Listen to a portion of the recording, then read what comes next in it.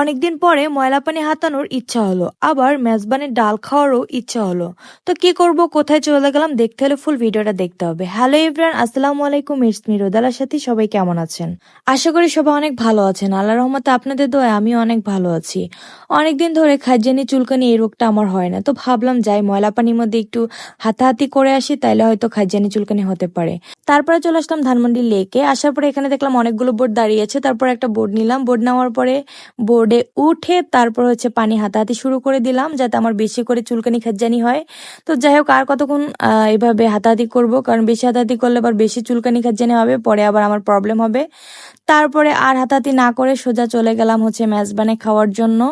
খুবই ইচ্ছা হচ্ছিল যে মেজবানে খাবো। তারপরে ধানমন্ডি এখানে মেজবানে চলে আসলাম।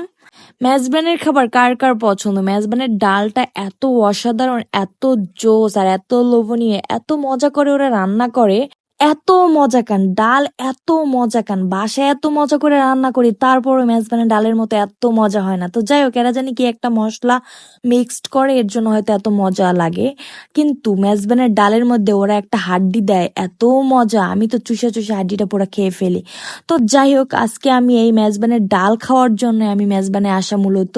আর এই মেজবানের ডালটা যদি মজা না হতো তাহলে কেউ আসতো না। তো যাই হোক, মেজবানের ডালটার জন্য মেজবানটা বেশি চলে। আজকে এ পর্যন্ত, সবাই ভালো থাকবেন, সুস্থ থাকবেন, মেজবানে সবাই আসবেন ডাল খাওয়ার জন্য।